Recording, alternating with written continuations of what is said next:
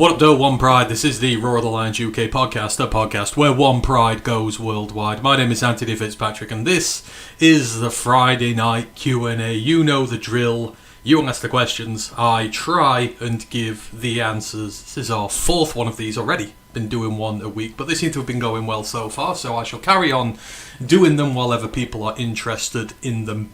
Been here. Hope everybody is doing well. As I say, just fire your comments into the fire your questions into the chat, and I shall get round to them as near as I can. I've got a few that have been asked of me in advance of the show today, which is going to be fun. And quite surprisingly, the Lions have two new players on the roster. I went out to play football earlier, went out for a quick pint on the way back home after, got home, and I'm like, yeah, two new players.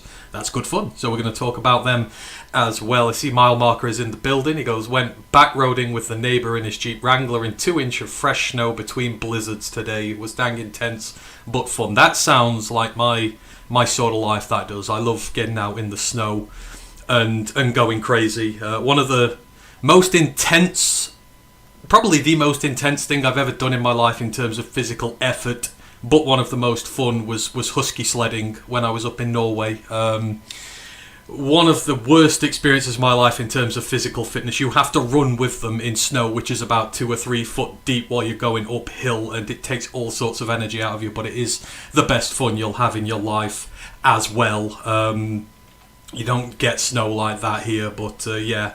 Husky sledding is something I would recommend everybody do in life. It is the funnest thing ever. I love being out in the snow, so I am very jealous of you getting to frolic around in 2 foot. That would be absolutely crazy. 2 feet, wow, that's up to over my knees. That would be fun. So I'm glad you've enjoyed it, Mile Marker. It is actually very cold over here at the minute. It is 3 degrees outside here, so it's freezing over here as well. Just no snow.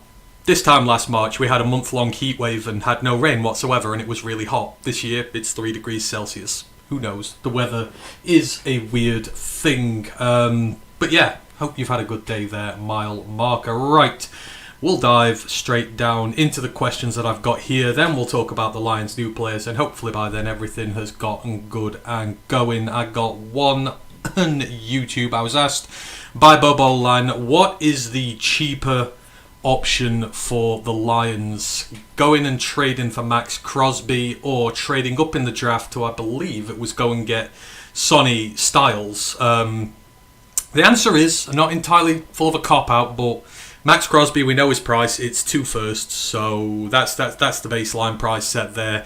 Would it cost you 2 firsts to go and get Sonny Styles in this draft? It depends where he got to. Some people think he's going to go at 2 to New York. A lot of people think he's going to go top 5. Some people have him sneaking outside the top 5. If he sneaks outside the top 5, it will be cheaper to go up and get him. You won't need 2 firsts to get to 6. If it's at 2nd or 3rd, you might do. But it would probably, the trade up in the draft would probably be cheaper overall. And plus, cheapness of the contract. You take on Max Crosby's contract, you're taking on a rookie contract, although at 2 or 3 it would be quite expensive, but still. Yeah, I think we can answer that one safely. The trade up in the draft would be the cheaper option for us, but I'm not sure we would do either at this point. One from Michael Joseph on Twitter. Do we think we've missed out on key targets in free agency, or is our inactivity actually on purpose? We're going to talk a lot about free agency and the Lions' strategy today in terms of how they're going about it, because it is a great topic of debate at this moment in time. I have a lot of opinions on it, so we'll get them out while we're doing this, but I'm not sure they've missed out on their key target. I think this is a very deliberate strategy from them, all down to the fact of what money they've got to play with. They've shown, weirdly enough, that, you know, the aggressive side we talked of about restructuring contracts and freeing up money, they don't seem to want to do that, which makes me believe they want to try and keep those contracts untouched or as most as possible. Goff was not restructured for the full amount he could have been, which is telling. We could have freed up another about 11 million for this year who wanted to with Goff. We chose not to. That is a choice in itself, because 11 million is a lot of moolah. When they didn't do that, it kind of signaled to me that maybe they weren't going to go all out with their signings, and we've seen guys like AQM get 6 million, Lopez get 5 million. I think a lot of the guys coming into us are going to be getting 1, 2, 3. A lot of money to be potentially be earned and very low base salaries. It seems to be a deliberate strategy from them. So I don't know if we've missed out on key targets. I think they're doing exactly what they need to. And especially this evening as well seems to have reinforced that. We have a new receiving tight end. He can't block to save his life, but man, he can catch a football. And we need that because we don't have a second good pass-catching tight end on the roster. Tyler Conklin will be that. And we've got a new slot corner, because we can't trust Ennis Rakestraw to be healthy, and we needed a new slot corner to take over that whilst Ennis tries to get on the field. So they're deliberately filling holes now. Like, tight end was a need, slot corner was a need. Obviously, we needed a running back, so they're doing it slowly and methodically, but on the cheaper side is my takeaway from this. So yeah, we've not missed out on key targets. Yeah. So I hope that answers your question, Michael. I've had another about game time snacks. I'll finish off the thread with that because it feels like, talk about game time snacks. It feels like a good end question. And plus, I have loads of different things. So, my mic is going mad. Stay there. So yeah, those are the ones I've got. So let's dive down into what we've got here so far. Lions Today is in the chat. Ant-Man is the greatest of all time. You know I'm not. Mike Kimber is the greatest of all time. I could only aspire to be as good as Mike could be. But, I'm honoured to have done a lot of work with him. Love him to bits. He is the gold standard. I strive to be that gold standard one day. But appreciate you there. Marmarker goes, I've lost track of most recent signings. Heard something about a tight end. So, yeah, Tyler Conklin is the new tight end. Again, just, you kind of... I don't like to use PFF with these things, but obviously I've not kept a close eye on him during his career, but he is very much a receiving tight end. The run blocking grades are not pretty, but the Lions need... We've got Brock Wright in to do that sort of stuff. The Lions needed a second receiving tight end to pick up the slack if Laporta's back is a bit funny, and we needed someone like that. I still expect him to go tight end in the draft as well, so I'm not sure if we're done. I think given that Brock Wright's earning like $4.6 million this year, that they may still try to find a cheaper alternative to him on the roster.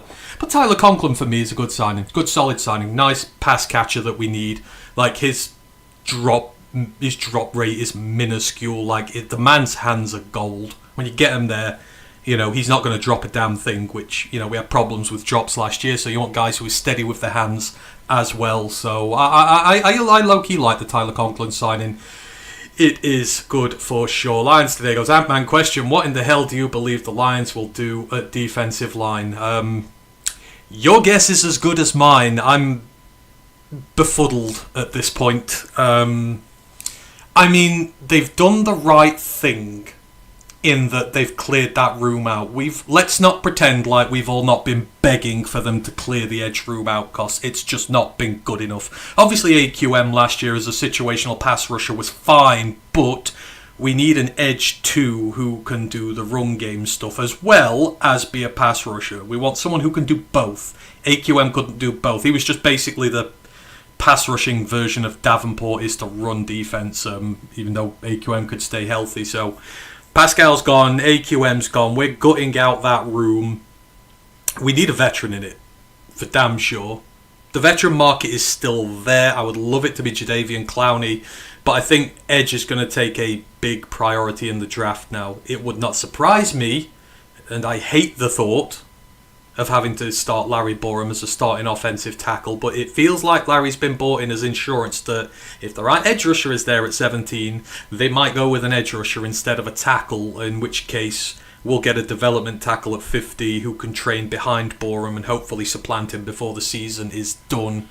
But we've got to redo that room. Obviously, we don't want to retool. This is a year we want to be competitive. So, they've got a lot of work to do in your D-tackle room. You need a new nose tackle. You need a little bit more depth in there as well. But it's worrying. I say it's worrying. Obviously, it's very calculated, but I would have thought they'd have put a bit more effort into it by now. Obviously, they may bring guys in and we'll be like, oh yeah, okay, fine. But I'm with you. I am a little concerned that so little has been done for it so far. Because we don't want to rely on... Hassanin needs a platform to be able to develop next year. He's got to play some football first. He didn't play any last year. And people who just are sort of bringing him as the new Dawn, who's just going to be this all-pro type guy off the bat, that's just unrealistic expectations. That is not fair on him. Ahmed Hassani needs to be edge 4 this year. In a role where he can slowly be rotated into the team and become more effective as he goes on. Like Tyleik Williams was last year. But he needs to be down the depth chart. So we've got a lot of work to do. I'm not sure what they're going to do yet, but they better have a good plan for the draft, because we're gonna need some high level rookies to go into this line who can contribute right away. And we've only got 2 picks in the top 100, so I'm with you. I'm a bit at this moment in time. But my thought is they're going to do the vast majority of it through the draft, and we'll get vets in otherwise who are cheap, like the ones we're getting so far. I think that's what we'll do overall. Venter's in the chat, hope you're doing well. While I'm worried with the Lions off-season move, the rest of the NFC North hasn't been making big moves either. No, not really. See, I'm of the thought of this, I don't care what 31 other teams do. I only care about one team, which is my team. So the other 31 teams could have not made a single move so far. That doesn't mean I'm not going to hold my team accountable. I do believe with how many holes have been on the roster, they made a slow start with it. But today, you've seen, one day everything can change. We've filled 2 very necessary holes on the roster in one day. With some very good players, I might add. I think McCreary, he's only coming into his 5th year in the league, so there's still room for growth and development with him. He's played a lot of snaps, about 3,100 snaps, so for someone who's only in his 5th year, he's played a lot of football, and that shows one thing we do want: durability. We need someone durable, because Ennis Rakestraw, been injured the last 2 years, has really hindered this team. So if McCreary can have another fully healthy season, bin our slot corner, then, tick one of the box, we're a bit healthier. So, I'm hoping he will be that. And I say Conklin, for the value we'll get for him, is a very good pass catching tight end that we need as well. So in one day, we've made some moves. I still think I would have liked to have seen movement sooner, but the off-season is a long old beast. We've got about another 40 days till the draft. Some players don't like to make their decisions before the draft. They like to wait till the draft is done, because if these vets sign at a team and then 2 youngsters are signed through the draft in their place, they're probably not going to play that much. So, obviously, we've got months left of roster construction yet. I think we're all just worried about our trenches. I think if the trenches were sorted, we'd be fine now. Like, we wouldn't even be having this conversation. It's just because there's holes on the trenches that need answering that I think everyone's a little bit finicky. But yeah, the rest of the NFC North, no one's done anything that scares me so far, so that is a bonus, but, I only care what our team does. Venter goes, I think Cam Jordan will sign to the Lions after OTAs. Maybe. I've always been of the opinion, I don't like players signing on late. I don't like lazy players who don't like doing camp, drills, all that sort of stuff. If you want to survive in this team, you have got to be ready for the grind Dan Campbell's going to put on you. Camps are very physical, they're very demanding. You see the amount of times every year we have so many practice squad players, players off the street, the guys who make up the 90 on the roster, but they're not really going to make your roster. We've lost so many of them to season-ending injuries before the season's even started, because it's that tough. You've got to survive camp. You've got to survive all your training periods there, and I don't like players who are lazy, who miss those. Some veterans might feel they've earned the right to, and Cam Jordan at 37 no doubt has, but if he's going to come here for me, he needs to show his commitment to the cause and be here for all of the off-season. We can't afford to start slow. We need all the players to be up to date, have the playbook ready, have all the situational football stuff ready. We can't afford for someone, especially someone who will be a starter next year, to come in and be behind the 8 ball. There are no excuses for this team next year. So, for me, I'm not a big fan of guys missing big parts of the off-season. You sign a week or 2 after the draft, that's fine. Any later than that, no siree, I don't want you. You can go elsewhere. It's just the way it is. We play tough football, and you've got to be a tough SOB to get through the season. So, yeah. And plus, I don't think Cam Jordan's the right answer. I know as soon as he leaves New Orleans, he's a Hall of Famer in New Orleans. The second he leaves New Orleans, he's just going to revert to type. He is. It's how it happens. He's not going to have the season he had last year again. I would much rather it be Jadeveon Clowney. 1 year, get him in, get an edge in the draft who will replace him next year. Bada bing, bada boom. That's the way we go with that one. I believe Lions today, solid cornerback signings today, focus on D-line and linebacker. Yes, I mean, you look at it now with Izzian arriving, that helps your safety depth. Not enough yet. I still think we need one more safety. And obviously he can help at slot corner as well if he wants to, but I think he'd probably be a little bit better at safety, helping out in there. And McCreary's great. That gets the slot position locked up. And now Ennis Rakestraw's down the depth chart, where he can't do as much damage if he's injured. I don't mind him being down the depth chart, so I don't mind the depth of the corners. Again, depending on what happens with Terry and if anything's outstanding there, maybe we'll see another drafted, but I can manage with it for now. I'm with you. The D-line needs to be the priority. The edge needs to be priority, period. That needs to be the next signing. And then we look at the linebackers. Although, I would figure maybe we're going to draft a linebacker this year as well. We've got Rodrigo in, back. We've kind of filled out our depth positions there. We kind of need that linebacker 3 right now. So, behind Campbell and Barnes. Maybe a linebacker 2. I don't think they're going to go that high in the draft. But we will see. So, yeah, there's still quite a bit to do yet. But yeah, I'm with you. Linebacker and D-line's probably going to be the ones. Now, I appreciate you, Mike. I really do. Hard work at funny. I try to be funny. I don't know if I'm that funny, but I try. You're the funny one. You always crack me up there. Zachary Hadaway's in goes, good evening, guys. Thoughts on Epinesa joining the Lions? I wouldn't mind Epinesa being a Lion, certainly part of that tranche. Now, I think it's Clowney, Epinesa, guys like that who I'd be in on now. I think he's a bit on the younger side as well. I really wouldn't mind having him on this team. Obviously, he's played on a very good Buffalo team. Oh, shit. Yeah, he's played on a very good Buffalo team. He always seems to have been about there, 6'6", 260. It's kind of the nice size that we look for with him. Obviously, last season wasn't the greatest. I know he had a couple of little injury bits and bobs he worked with. But for the most part, he's been very healthy during his career. Gets you that solid sort of 6-7 sacks a year. That second position you want. But I think the run defense with him is just the issue. They love run defensive guys, and I don't know if he's ever been considered the greatest run defender in the world. That's why I like Clowney better. Clowney's a terrific run defender, and he's also a very good pass rusher. I think he's just kind of got that balance. I don't want someone who's too focused on the run or someone who's just a specialist pass rusher. You kind of want a bit of both. It's a shame we're not drafting higher and we could get Ruben Bain. He'd be perfect, but I wouldn't say no to Epinesa. We need a veteran in the room. As long as a draft pick as well, and he will go into that category. But yeah, my own personal opinion on that is Clowney. And then following on from that, DC Smithers goes, Clowney may not be a culture fit. I don't know. I think Clowney's going to be just fine. I don't know where the culture issues with Clowney come from. Maybe a few years ago when obviously the knee stuff came to the surface and he was trying to get contracts and stuff like that. But I don't see Jadeveon Clowney's name in the news, creating problems, been an issue like that. And to be honest, I think the Lions just need to soften their stance on it a little bit, because at the end of the day, we've got a good culture here. And if you think our locker room cannot take in a few guys who might rattle the boat a bit and survive, I think that's not very nice to our players, saying that they can't survive that. We've had Gardner Johnson in our locker room.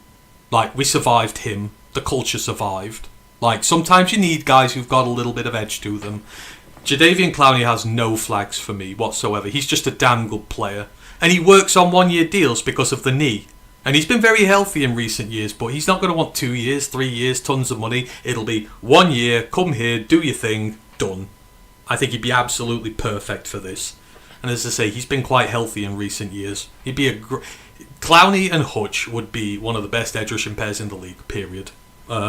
And that's what I want on my team, and that's what we need. So I don't have any worries about him being a culture fit here.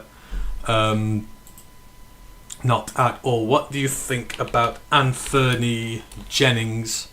I thought Jennings had Is he still on the market?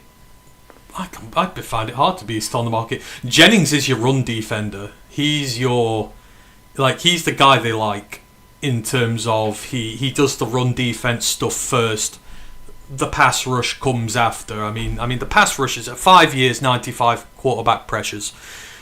I mean, in fairness, he had 1 sack, then 2 sacks, then 3 sacks, then 4 sacks. So the pass rushing's getting better year on year. He's a slowly ascending pass rusher, but he is in there to do the run defensive stuff first. Again, 6'3", maybe a little on the small side, but 255, exactly what we want. Again, I think he'd be a good option for sure. He's obviously coming on to his first contract now.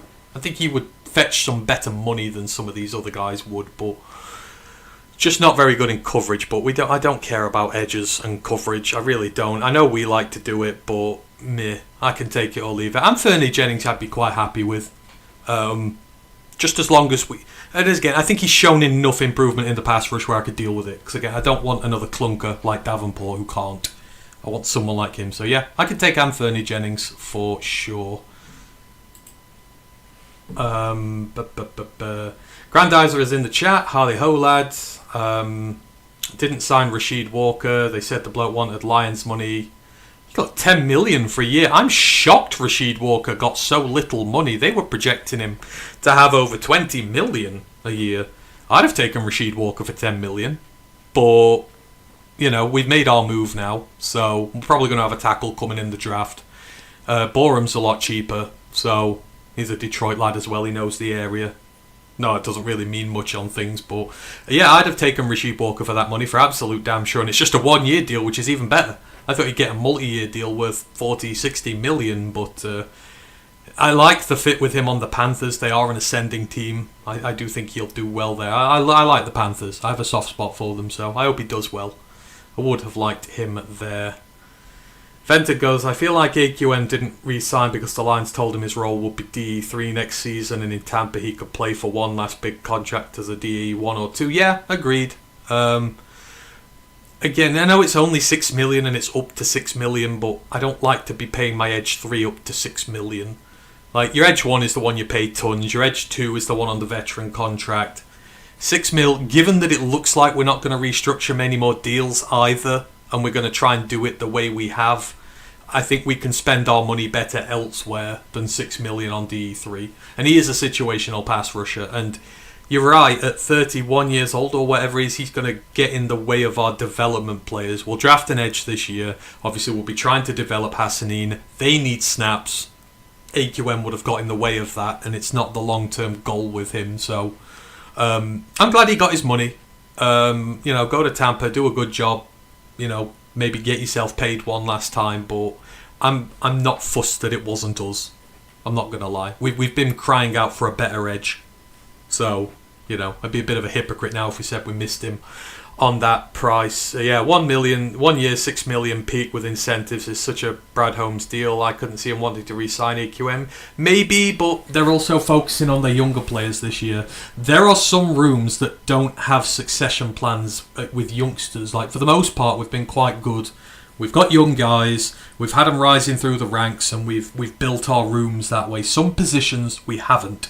We've had no young edge rushers coming through the ranks now for years. I mean, technically Pascal was, but Pascal has flamed out. But outside of that, we've not really spent on edge. The first pick we really spent recently was Hassanin. And he was a 6th rounder who spent all last year out. There's no youth movement at the edge position. Hutch ain't a youth player anymore. He's a seasoned veteran. He's one of the best in the leagues. We have no long-term succession plans at edge, which is a concern for the team going forward, especially if Hutch goes down with an injury. And again, if AQM's going to be edge 3, that means he's taking reps away from guys who need them. We need Hassanin to become good this year. Whatever edge we pick in the draft, we'll want to get some good snaps so they develop this year. He'd get in the way of that. We needed to absolutely blow up the position and start again outside of Hutch, and we've done that. So I can see why they've not bought him back on that equation. Same with Lopez at nose tackle. 5 million would seem like a Brad deal, like what he's earning. But Tyreek Williams is our run defender of the future. He is our specialist. We put a first round pick on him. He spent last year working his way into team in rotation, developing his skills. He did really well. Year 2 is his time to shine. He is going to take the vast majority of reps as our run defense. And I know Roy's a nose tackle and Tyleek's a 3, etc. all that, but play a 4-man front. The other man on the interior is going to be Aleem McNeil. He's not going to leave the field unless he has to. So again, I've got my 2 starters in there. Am I paying $5 million for a backup nose tackle who's going to be seeing backup reps? It feels like the resources could be spent better elsewhere.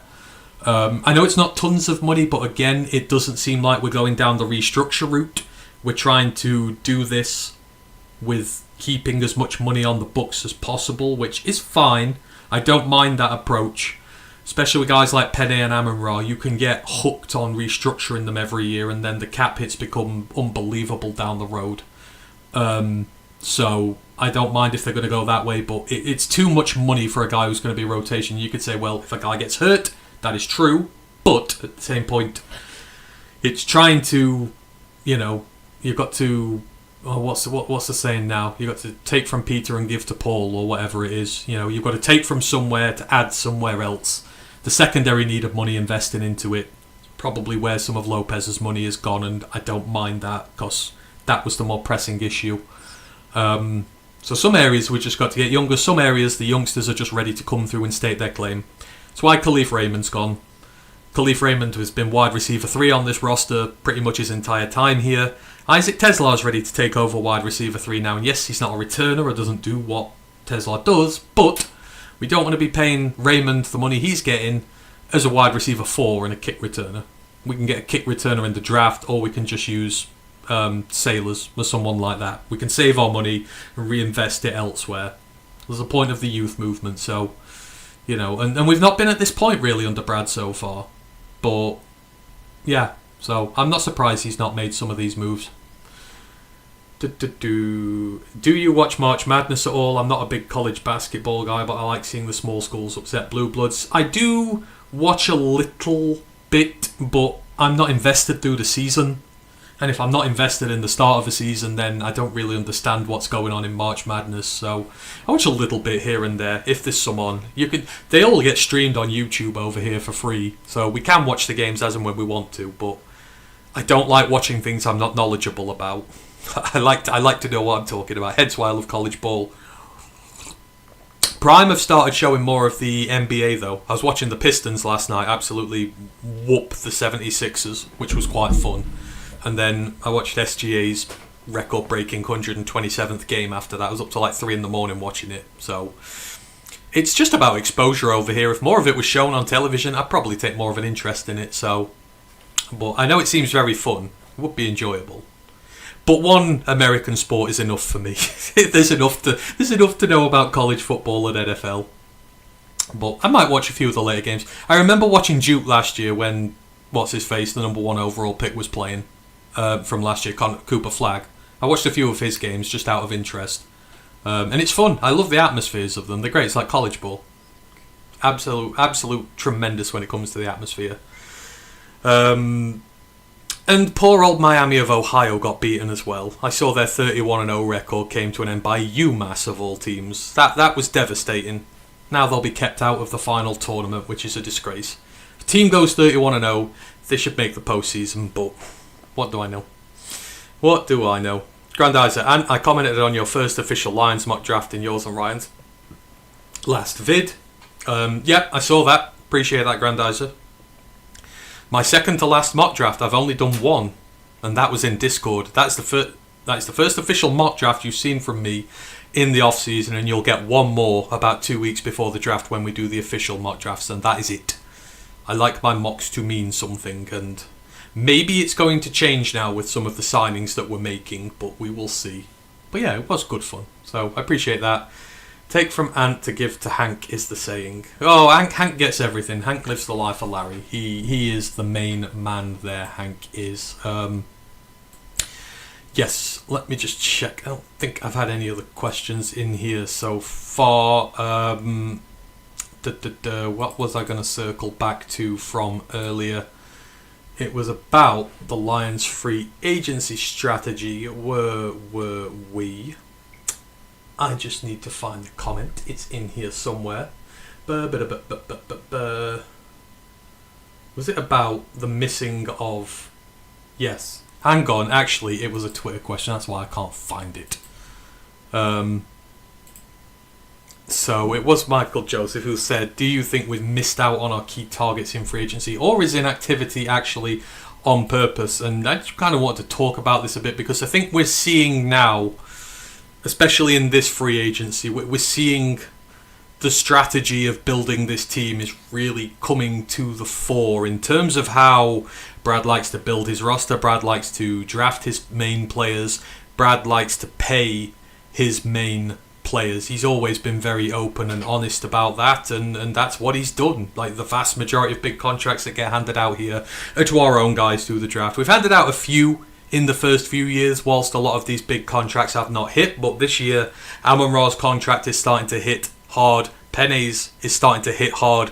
Goff's is hitting hard because they've had to restructure him. Aleem's is hitting hard. But this is the first year where a lot of these contracts are coming in big, and we've got a class of 4 to give deals to. We've got 4 more potential mega deals arriving in the next 12 months as well as what we've got here. And you know, you go on Lions, Twitter, Facebook, whatever at the minute, there's a lot of arguments going around about how free agency has been dealt with and the contracts that they're handing out, the way they're going about it, how the free agent veterans have all been allowed to leave or we've released them, all that sort of stuff. And I get there's a lot of frustration out there.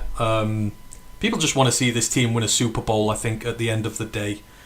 And I think people are just conflicted about how long they're willing to wait to get there. Some people have waited a lifetime. Some people have waited a little less. But we're starting to see what this build is all about this year. In terms of, a lot of people want us to build through the draft. A lot of people want us to get all our youngsters signed to mega deals. And that's the way to build the roster. But like with every way of building a roster, there are negatives to it. No method is perfect. Splurging on a load of big pricey free agents like Patricia and co did, that ruined our cap for years. That's the negative of doing that. By giving all the money to your rookies, literally all of it, and playing time, the net negative of the way we're building this team is it affects your veterans, because the veterans are not the priority. And unfortunately, you're in a room where you need veterans to be able to get to a Super Bowl. But we've seen this year, David Montgomery has left because Jahmyr Gibbs got all the carries. He's the hot young flavour. He's our guy. We want to make the most out of him. He's going to get a massive, potentially league-leading deal soon. The favouritism is towards Gibbs because he's a draft pick, and we've seen that cost us David Montgomery. Taylor Decker has left because we've asked him to take a pay cut this year, and the argument about whether he deserves one or not is for another day, but the fact is, he's one of the older guys. He's technically not a regime pick as well. He's from the previous regime. In terms of trying to find money to fund this team going forward, they went to Decker, and it blew up in their face, and he decided he was going to leave because he didn't want to take a pay cut. All our best free agents, people knock Brad's free agency. Brad has found some tremendous free agency at Anzalone, has been one of the big building pieces here. We've not been able to come to an accord with him because he wants a longer contract and a bit more money. We can't afford to pay him that. He's a veteran, not a youngster. Amit Robertson had a rubbish last year, but for the most part he's been solid for us. Couldn't afford to pay him. He's not one of ours. He's a veteran. He's out the door. Al-Qadim Mohammed, out the door, not one of ours. And the unfortunate nature of how we built this roster is there is not much money available for veterans because it's all going to the young guys and our quarterback. And it's going to continue to go to all our young guys and our quarterback, which means we can't afford to spend in free agency. And we can't afford to go after the high, pricey veteran guys that maybe we would like in to solve this because we don't have the money to. We have to go the bargain bin route. And I know people hate it. I hate it. I hate being told by the beat writers, these are the best bargain bin acquisitions we can get. These are the cheap-ass guys who we can get and maybe get something out of them. It is not reasonable to expect them to...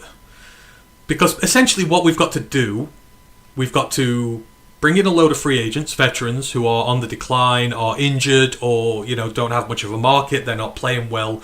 And we've got to hope that a good proportion of them hit to fill out our roster deep enough to make a challenge for a Super Bowl, which is fine.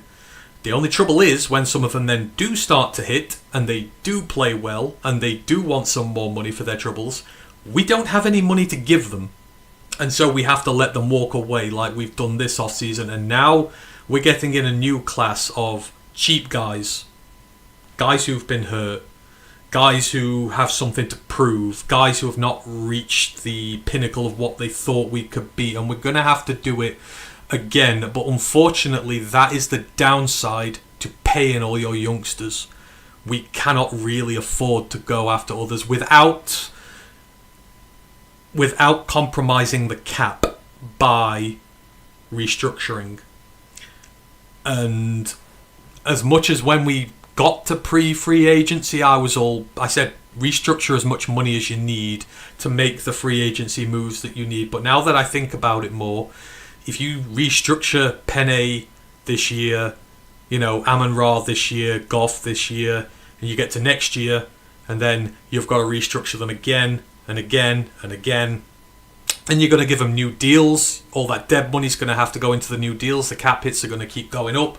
And then when the 23s class start hitting, all these deals we're going to give out this year, when Aleem's deals up, when you get into this vicious cycle where you end up like the New Orleans Saints, where you get addicted to kicking the money down the can. And it doesn't leave you in a good place. And for that reason, if we cannot touch Amon-Ra or Penne's deals this year, that's 1 year of their big cap hit on their deal gone, which we've not messed around with, which makes things a little easier for us in the future. And I don't really mind that approach, but it means we've got to take this method where we have to go through the bargain bin. As much as we like or hate it, it is the con of building the roster the way we build the roster. And it's a little disconcerting for me the way some of the veterans are leaving the building and speaking about it. It's like, okay, it's going to be hard to maintain that. Getting veterans in our building now, knowing full well they're not going to be paid by us because all the money's going to go to the youngsters, is a hard sell. And again, you've got to keep finding new veterans every single year, which is tough because you don't always land on them. One bad free agency class and we're back to scratch again. So, I understand the frustration. We've let some of our guys go. We've talked about Lopez, AQM and that, but the fact is we can't really afford them if we want to do what we're doing, and we don't want to screw up the cap for the future. So that's just my 2 pennies worth on that. Again, there are parts of it I like, there are parts of it I don't like. I'm firmly of the opinion we shouldn't sign all 4 players from the 23 class. I think we've got to start trying to work the comp game eventually, or start doing some trading to get us more draft picks to reinvest in the team. I think we need to start doing that, but they're not going to do that. It is what it is. So that's just my 2 pence worth on what's going on with free agency and maybe the lack of major signings out of it. It's just, part of this overall team build. And we just have to learn to accept that. We do. It is the way it is. Hopefully it doesn't burn us from building a deep enough roster to go win a Super Bowl. I think if it doesn't happen this year, we might see a real change in the way it's done. But I think we've got 1 more year of this at least yet. Oh, I've had a lot of questions while I've there. Vented says, the average North American follows 3 to 5 teams. I wonder if that's why our sports culture is a bit more dull compared to football, soccer fans in England. I don't know. You guys seem very tribal over there. It's weird for you. You guys are affiliated to where you go to college, a lot of you. We don't have that here. You're affiliated to where you're born. But it's very tribal over here. Literally, the city you're born in or town you're born in, you're expected to follow that till the bitter end, and it's very tribal. So, but I don't keep too many sports teams close to my heart. Like the less the better, because it means more. But I follow a lot of sports, and I will have have my favourites, my preferential ones, but I don't put anywhere near the time and effort I do into Chesterfield and the Lions. They're the 2 main ones, and that is that. Carlton goes, any idea where the new DB signings may play? Looks like McCleary is slot. McCreary is slot, Isian is safety / slot, and Rakestraw outside. No, McCreary is going to be the slot. Isian will probably be the... Yeah, you're right with the first two. Rakestraw, I don't know. Again, he's not played football in 3 years. I don't know what they're going to do with him, but at this point in time, he's not shown himself durable enough to work on the outside. A physical receiver's going to have their way with him. I just don't think there's any saving him at this point, but if he comes back, I mean, I would expect them to play him on the inside, but with McCreary and Isian coming here, the slot's kind of shut now. So it would make sense that he would go on the outside. I mean, what's his build? Let's do some scouting here while we're in. What is Rakestraw's build? I think he's built like straw anyhow. 6 foot 188. I don't know.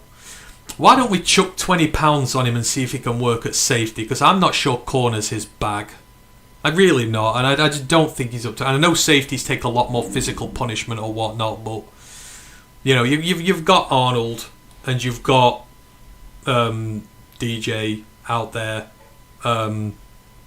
And I still think we're going to draft... We need a coverage corner. We need to draft another coverage corner. I think a new one will arrive in the draft. I don't think it'll be as high as some others do, but I think we need a new coverage corner. I think Rakestraw is going to be fighting for his roster spot next year. I would not be surprised if he didn't make it, if he can't, you know, if he can't show his health. Brad's taking an axe to the injured guys now. Pascal's not even been given the chance to go to camp. They've just done with him. Davenport ain't back yet as of now. I think they're just putting a firm foot down on it, which is what I want them to. But with your first two, I think you're spot on. McCreary will be slot. Isian will work a bit of both, depending on what's needed. Isian's probably going to start the season while Branch recovers, and then they might move him around a bit. But they're both 1 year guys. Neither's going to be a long-term fixture here. We're not going to be able to afford to pay them if they ball out. But it's just... yeah, I think one of them's here. Because I would put Rakestraw at slot if I'm going to do anything. I would say Roger McCreary is here to hold that slot position until Rakestraw shows himself healthy enough to be able to go and grab it off him, and then just work it that way. That is the succession thing I would do. And if Rakestraw gets hurt again, just let McCreary keep it all year. On culture, the behaviour of Bran and Dan is less that they can't survive it rather than they'd not deal with it. Yeah, the culture argument again. I think we've got a strong room which can deal with a few iffy guys. And if they can't deal as coaches with guys who've got a little bit of chip on their shoulder, I think that's more an indictment on them than the player. At the end of the day, every team needs a bit of edge to it. I would class J-Mo as a player who is a bit of edge, because J-Mo doesn't follow the norms. I love him to death, but he's a maverick. He's like the Lone Ranger type guy, who, you know, he's a will to his own. But at the same point, you know, I think we can deal with it. The people call J-Mo a culture problem. He's not. The locker room can deal with him. So, I'm just. I don't want to believe they're so fragile that they can't deal with these guys. I think, you know, I think we could do better. And at the end of the day, if the Lions don't make the playoffs this year, or we don't win a playoff game this year, then the culture's going to start getting called into question whether it's the right culture or not. They're on the edge of the culture war right now. Like, for now, it's holding, and we can still believe in it. But at the end of the day, maybe throwing a grenade in there, throwing a grenade into the hornet's nest is what we need. Just to get some chip in these guys, get them biting at one another, rather than just being chummy. Because last year they just didn't look the same as they did before, and I hope it's just because we're not focusing on culture too much. But I know they're very big into it and that, but I just think the culture's strong enough to survive one or two guys. I do not think Clowney's going to ruin our culture here. I know that for damn sure. Grant, and may I ask, did you go to the service for Steve? I was looking to see if he had an obituary yet by the funeral home. I wasn't able to go, which devastated me. I got made redundant last month, so I'm not working at the minute. I didn't have the money to go. I've been stiffed out of $3,000 by my company who I was working for. So they left me with no money, nothing, and Edinburgh is a big trip from here. It's 4 hours. I just couldn't afford it. I watched, so I couldn't, and that absolutely devastated me. But I will go up and visit him at some point. I know that for damn sure. So still getting over that one. Still feels weird not having him around. But it is what it is. But yeah, unfortunately I couldn't. Matt did though. We had representation there, so that was at least a good thing for that. The one contract I will be watching is for Gibbs. Him and A-Chain in the same class. Yes. I mean, I talked about this with Gibbs' contract a little bit ago, but I would be wary about... So the top contract in the league is about 20 million a year for a running back right now. There's two of them up there. But the important thing to note with those two guys who are leading at the top is they're both 2-year deals. They're not major long-term deals. So 20 million for 2 years, 20 million per year for 2 years is not going to kill your franchise if you give it out and if they get hurt or something like that. We're going to be talking about a 4 or 5 year deal for Jahmyr Gibbs. And the next running back contracts after, I think it's McCaffrey and is it Henry at the top? No, Saquon, sorry. McCaffrey and Saquon, both on 2-year deals. The next deals after that goes all the way down to 16 million that you're looking at for the next biggest contracts there for some of the best guys in the league, and that's where the longer form contracts are out. So when people say it's going to be like 22 million a year for Jahmyr, I don't want them to measure the base against two guys who are super special, by the way, two of the best to ever do it, who are on short deals, APY. I'd rather it be measured against the crux of guys behind them. I don't want Jahmyr's deal to be 20 million a year plus. I just don't. And if it is, I want a lot of it to not be guaranteed. We've got to protect ourselves, because at the end of the day, he's a running back, and running back careers can end like that, no matter how good he is. And given what's happened with Aleem, Kirby, Hutch, 3 guys we gave big deals to who instantly got injured afterwards, I think we need to be very careful with how we go about it. So either you give Jahmyr a shorter deal and give him more, like Saquon and that get, or you give him a longer deal and you bring that AAV down a bit. And sure, he can just renegotiate it in the last year or two if he wants more money. That's fine, I do not mind it. But the thought of him getting 22 million a year, even for Jahmyr, I love him to death, I just think it's way too much, especially if you throw in a lot of guaranteed money as well. So I'm just hoping they're not looking at those top 2 contracts on their own, because there is, there's a story behind them, and I don't think they'd have given them 20 million a year for 5 or 6 years or something stupid like Jahmyr's going to get. So, but I am watching I think it will be the first one done, probably even more so than Jack. I think they'll take their time with Jack. Jack's not going anywhere, and his is going to be an absolute monster. I feel like Gibbs is going to be the first domino to fall. Did I miss anything? I think it's something like 60% of wage bill is paid to 9 players, with Gibbs, Branch, Laporte are expecting new deals. Exactly. And again, this comes back to the thing was, are we trying to win a Super Bowl, or are we trying to win the award for most of our own draft picks paid mega deals? Sometimes I think the fans would take players getting mega contracts at the expense of us winning a Super Bowl. No one wants to let any of our players go. No one will talk about trade possibilities. No, just pay them the moon. Okay. You want to pay them the moon, that is absolutely fine, go for it. But do not come to free agency and complain that we can't afford to sign anybody of note when you're doing it that way. I just ask you show consistency in your views for it. That's why for me, I want to try and find a gap in the middle. I don't want to pay every single rookie a massive contract and then screw ourselves in the future, especially if 1 or 2 of them get hurt in a year. Then you've got a whole bunch of your cap sat on the dead pile because you can't use it. So I would like to find a right balance. That is just my opinion. I could very well be wrong, but I think there's a middle ground here between just paying them everything and then trading everyone. There's a nice gap in the middle that we can exploit to give ourselves a better chance. And I know they do the massive deals for the kids because they want the window to be open as long as possible, but I don't think it's necessarily the smartest idea either. Especially given how some of these deals now we're probably already looking to get out of, potentially this time next year. So we've got to be careful about it. And you get what you pay for, yes, El Cheapo. I mean, you can find good deals in free agency for cheap. There's a certain degree of luck involved, and starting from scratch every year is not the good thing. We've had Anzo for the last 4 years, which has been great, and we've had some of the guys a little bit longer, but now they're all gone and we've got to start with a new class.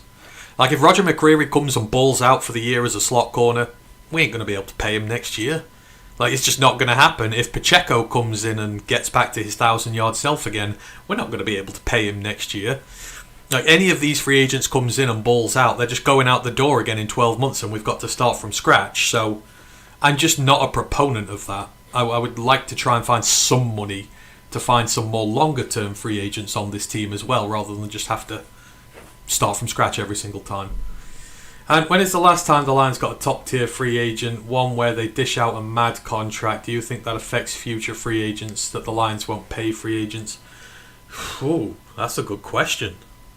When was the last major? I'm trying to think. I mean, under Brad, what's the biggest contract we've handed out in free agency under Brad? It'd probably be Reader. Right? 2 years, 20-odd million. And Reader was a waste of money. That didn't work. He wasn't what was advertised. So, it's... But again, we've not really had the money to pay out big contracts either, so... But I remember the days just 5 or 6 years ago when we were handing out top-tier contracts to players, and they were even worse. Doc put on X the other day, is this the worst free agency period you can remember for the Lions in recent history? No. I remember the free agency period where we got Justin Coleman, Jesse James, Jamie Collins, Trey Flowers.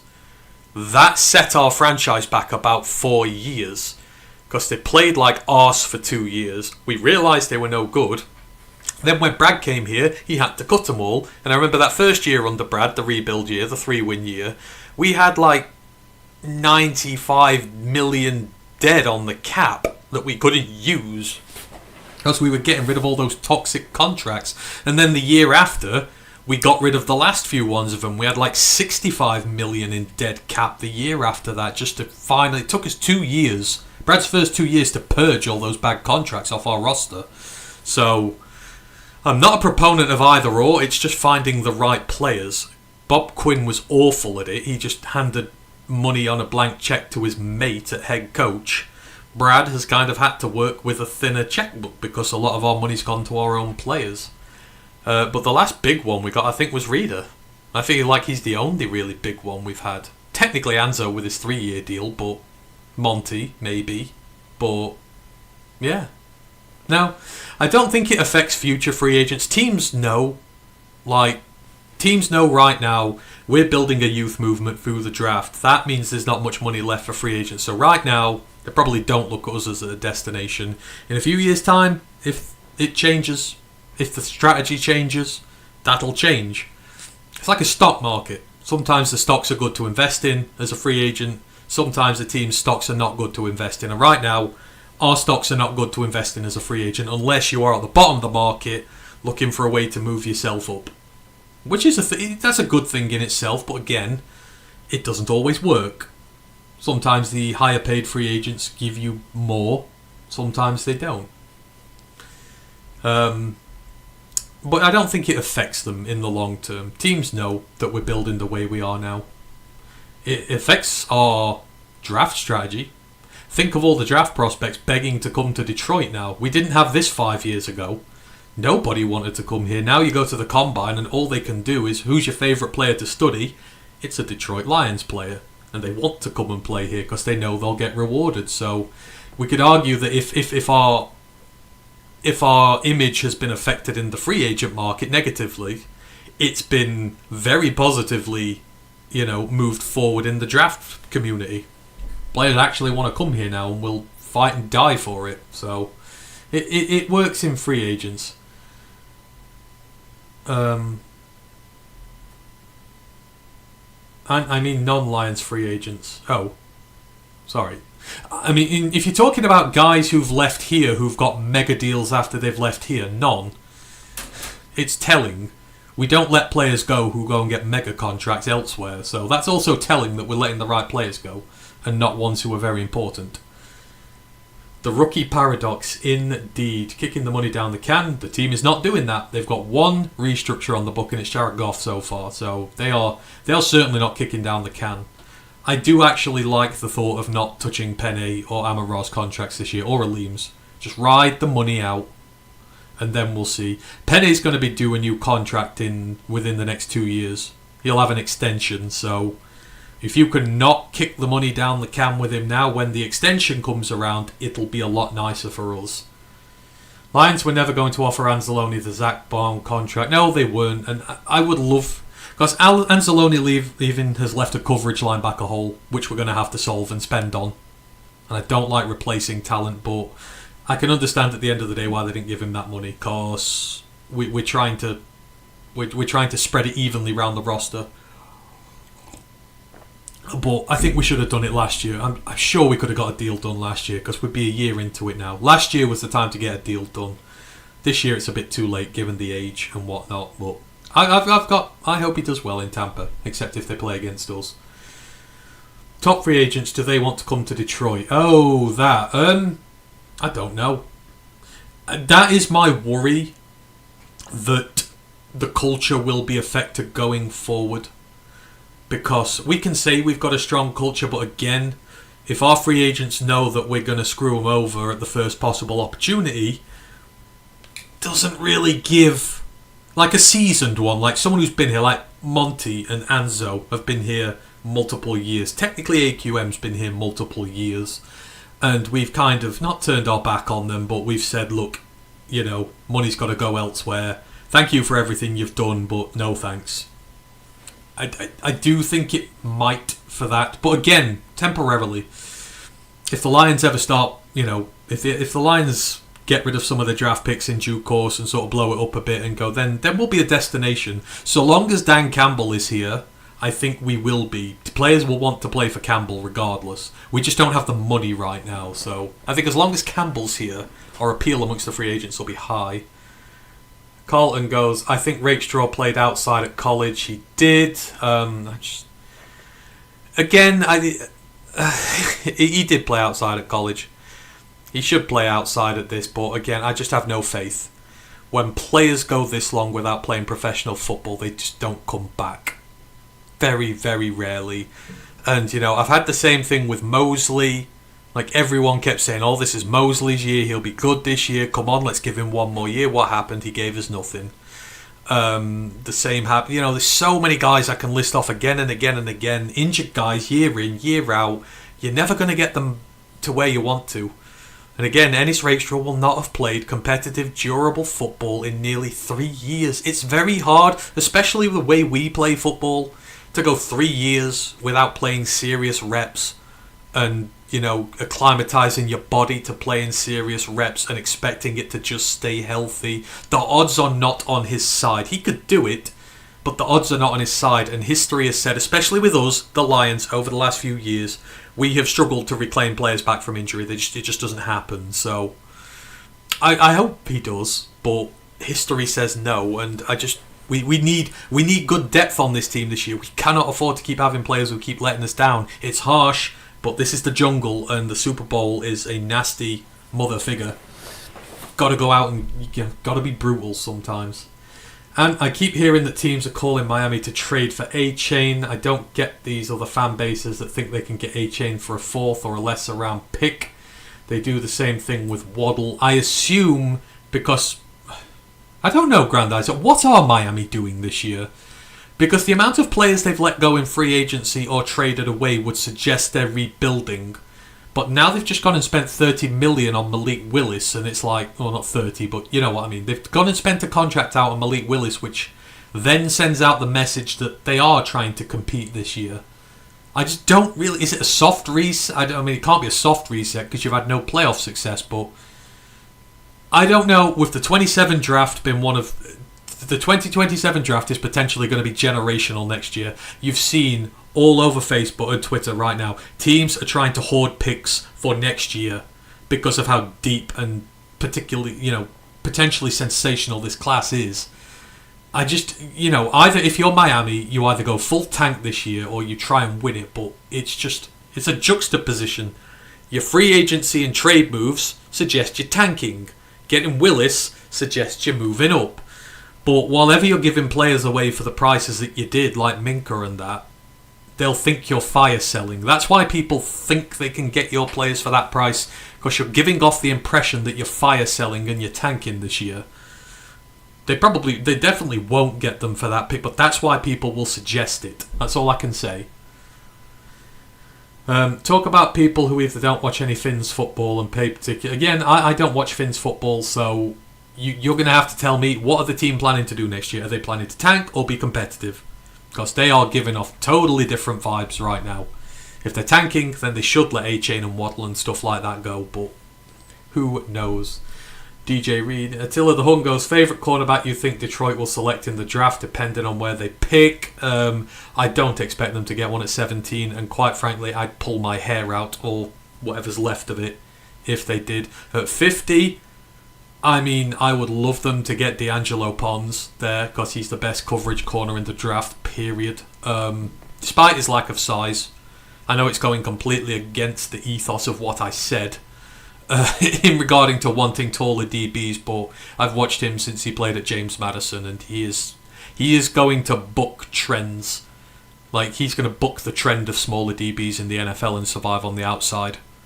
And he is just an absolute ball magnet. So at 50 it would be Pons if he doesn't go higher, but I think 50 is a reasonable area for him. Outside of that, I'd be looking for taller corners. I think if you're going day 3, I had Ephesians Pryzok, the 6'4" from Washington.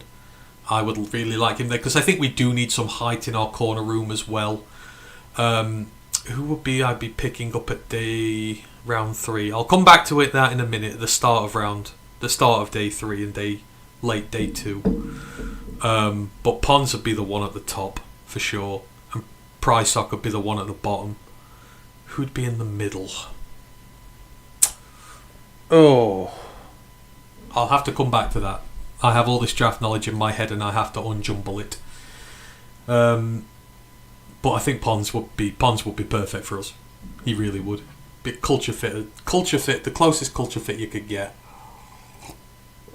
And your guess is as good as mine. That is what I ask Finn's media. It's a retool, but no, it's a rebuild, but no, they can compete, so I don't get it. Again, you can't retool when you've had no success in the playoffs. It's kind of... I would just go the other way. I would just tank it. I don't know why they don't tank it. You will get a seriously special player in the 27 draft next year if you go high. I know it's the competitive spirit to never tank, but it just seems odd that you would take all that dead money on for Tua and then give out a contract like that to Malik Willis, whilst there are guys like Kyler Murray, Kirk Cousins, guys like that who you can get on a vet min this year, or you can trade someone for less money. It's just an odd one. It's just an odd one. I don't know. But if I were them, I'd look to go down this year. Obviously, next year's class it could change, but it's so damn good. What are the Bears doing re-signing Braxton Jones and signing Jed Wills? They are taking 2 low-risk attempts at fixing their left tackle position. I think because they've got a lot of issues to fill. They need an edge rusher. They probably need a centre I know they've got Garrett Bradbury, but I don't think they're going to be happy there. Everything suggests they're looking at a centre as well. Your guards are getting on in age, so you need a new defensive tackle. You need a new edge. The Bears have a lot of positions to fill on the trenches like we do. And I think signing Braxton Jones, getting Jedrick Wills, excuse me, is them saying, okay, left tackle this year, we're going to take a couple of swings at it. A guy who's already been here, and a guy I didn't reckon much to Wills, but he was a former first round pick. If he can stay healthy and play well, he might plug and play there for them. Says to me that they've said to the left tackle position they're good this year. They're gonna try and fix it with a band-aid whilst they focus on other areas. That's what that says to me. I could be wrong, and they could, but you know, they're not going to get a top tier offensive tackle where they're picking at 25 or 26 or whatever, or not one of the greatest ones, especially a left tackle. The left tackles will be gone by then. So yeah, that is what I would surmise from that. Again, could be wrong, but we will see. Grandazzi goes, and I hear you, but still most NFL teams are not stupid. Even if a team is having a fire sale, they won't give the top players for peanuts. Maybe not. I mean, Michael Pittman got traded for a 6th, 7 pick swap, and Michael Pittman's a very good receiver. Like Pittsburgh should not have got Michael Pittman for a 6th, 7th round pick swap, which ended up in about 20 places in the draft. That's insane. So it's anything can happen in the NFL. We've seen some truly weird trades. So, you know, everyone's always going to chance their luck, aren't they?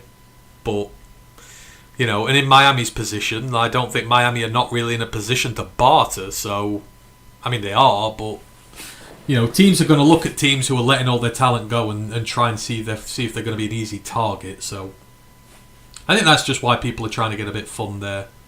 But we'll see with them. Gabe Jacobs, that is the one in the middle. Gabe Jacobs is an edge rusher, not a corner.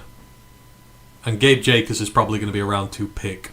I was thinking about corners in the middle. You know, if we want a corner fit. And I'm still drawing up a blank at this moment in time. I think I would take a shot on the Stephen F. Austin guy, Charles Demings. He looks really good. And he's had such an impressive off-season, getting ready for the draft and that. He does look like a good project we could filter into that. Because again, that's what getting McCreary and Isian's allowed us to do. We can now take a project at corner as well. We don't have to take someone high. We can take someone who can settle in for a year and develop. I mean, I would still take a slot corner prospect to work behind McCreary. Because again, even if McCreary's really good next year, we can't pay him. So you let him go into free agency, try work the comp game, and whoever you draft this year as your developmental slot corner goes next year. Or you keep Izzy and whatever, but you know the point. So, you know, I think you could go either way, but this is the perfect year to get development guys in now and do it that way. So maybe that 118, 128 pick will be it. And I would go with Charles Demings from there probably. I think he would be one of my favourites. Or Takario Davis. Takario Davis is probably going to be up there as well, the Washington guy. Not the best year for him, but if he rediscovers his Arizona days, he'll be an absolute stud, and you will get him day 3. Like, he will provide such crazy value for your team. So Takario Davis could be one of those as well. I'll be quite happy with him. It's heavy in the middle, you said in your vid. I probably did. I can't always remember all of my draft takes in one go. I have numerous books. I mean, literally oh God. I can show you here. I've got 1, 2, 3, 4, 5. I've got 5 books here. I've got 2 more here, and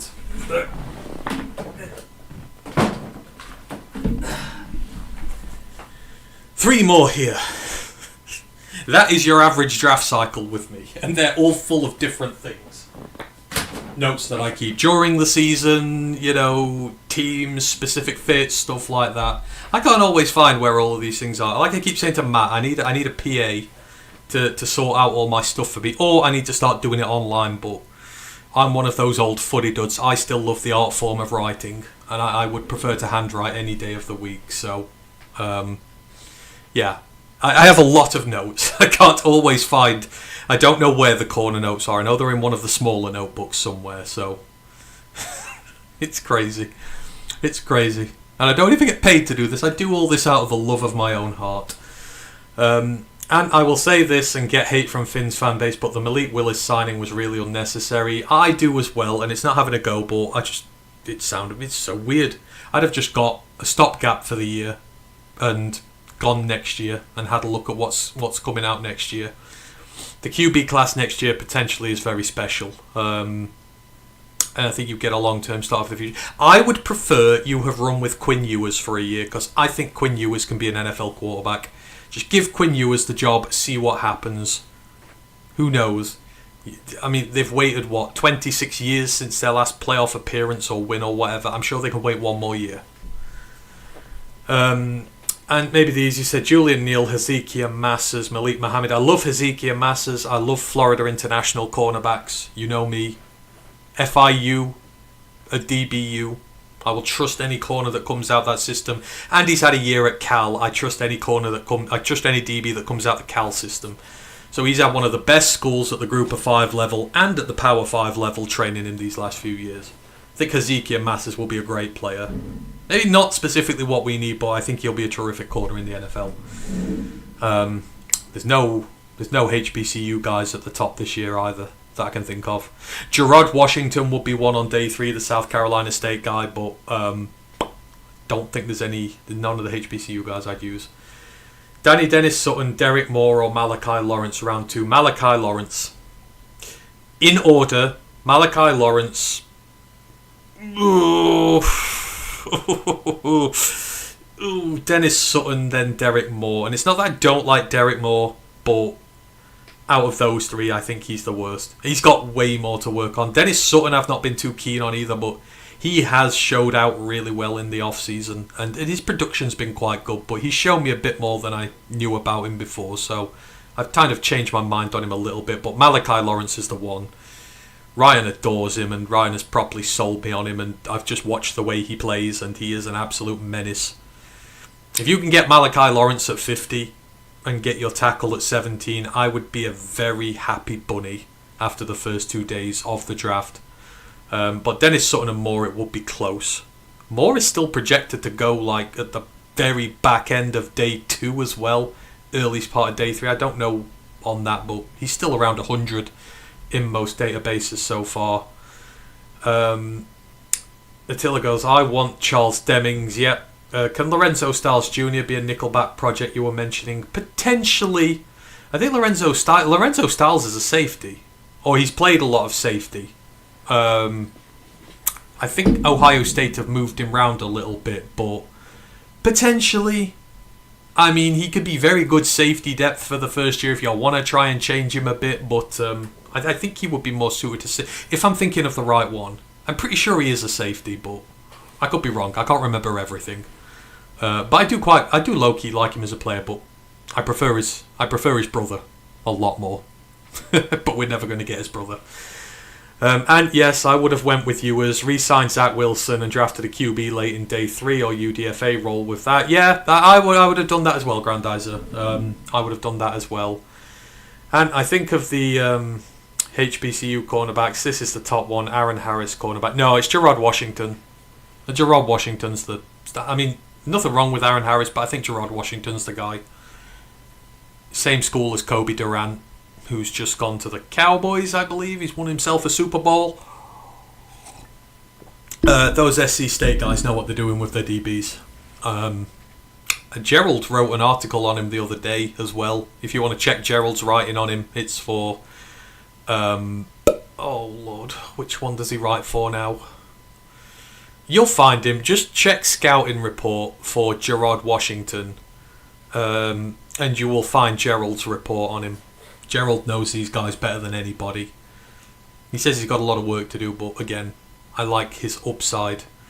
Yes, Gerard Washington is that guy. I think I've caught up on the chat for now. If you've got any more questions, get them on in there. I'll hang around for a little bit more. I'm not quite tired just yet.